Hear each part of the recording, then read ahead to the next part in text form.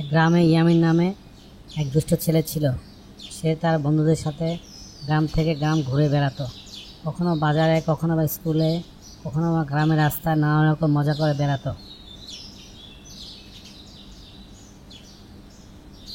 একদিন ইয়ামিন গ্রামের রাস্তায় বাড়িতে ফিরতেছিল। এমন সময় রাসেল ভাইপার সাপের সাথে রাস্তায় দেখা হয়। কী খবর ইয়ামিন, খুব ব্যস্ত নাকি? আজকাল তো দেখা সাক্ষাৎ হয়ই না। আগে যা হোক মাঝে মাঝে দেখা সাক্ষাৎ হইতো, কিছু কথাবার্তা আলাপ টালাপ হইতো। বন্ধুদের সাথে আড্ডা দেই, এই গ্রাম হতে অন্য গ্রামে ঘুরিয়া বেড়াই।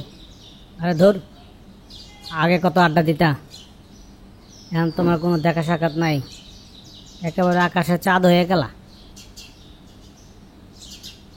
শুনলাম তোমার নাকি খুব একটা বিষধর সাপ, তাই তোমার থেকে দূরে থাকতে হবে। রাসেল ভাইপার সাপ, তোমরা কি অন্য অন্য সাপের মতো ডিম পারো নাকি? না, আমরা ডিম পারি না, আমরা মানুষের মতো বাচ্চা প্রসব করি। এক একবারে কি একটা বাচ্চা পালো?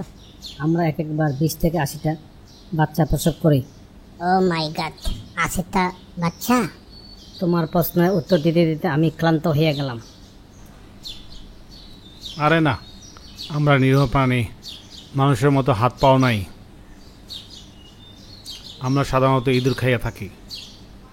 রাসেল, জানো ইঁদুর বছরে 3000 কোটি টাকার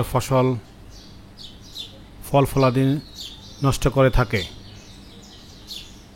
মানুষের আশেপাশে থেকে এরা মাঠে, গুদামে, বাসাবাড়ি, অফিস, আদালত, এদিক ওদিক প্রতিনিয়ত ক্ষতি করেই চলতেছে। বাংলাদেশে প্রায় 60 থেকে 80 লাখ লোকের এক বছরের খাবার নষ্ট করে থাকে। ইঁদুর দ্বারা বছরে ফসল ও অন্যান্য জিনিসপত্র প্রায় 1500 থেকে 2000 কোটি টাকা ক্ষতি করে থাকে। তাছাড়াও ইঁদুর প্লেগ সহ প্রায় 60 ধরনের রোগ ছড়ায়। তাই আমরা মানুষের শত্রু নয়, পরম বন্ধু। তোমার কথা ঠিক বলছ। এদিকে গ্রামের মানুষের কানে গুজব ছড়িয়ে পড়ে যে ইয়ামিন রাসেল ভাইপার সাপের কবলে পড়েছে। সাথে সাথে গ্রামের মানুষরা লাঠিসোঁটা নিয়ে রাসেল ভাইপার সাপকে মারার জন্য উদ্যোগ নেয়। ইয়ামিন, তোমাকে মারা ছাড়া আমার কোনো বিকল্প নাই। তুমি মারা গেলে সবাই তোমার ভয়ে পালিয়ে যাবে।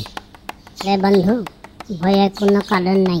আমার স্কুল ব্যাগে ঢুকো, আমি তোমাকে পুকুর পাড়ে নিয়ে যাব, তারপর ছেড়ে দেব।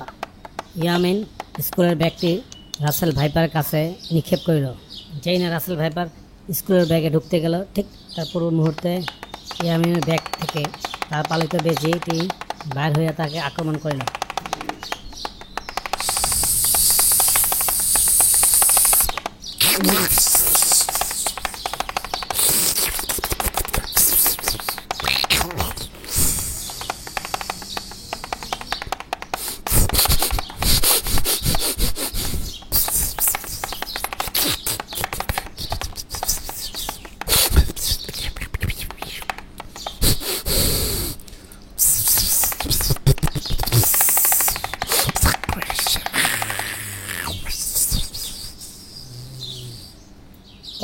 পরস্পরের যুদ্ধের পর রাসেল ভাইপার সাপটি মারা গেল।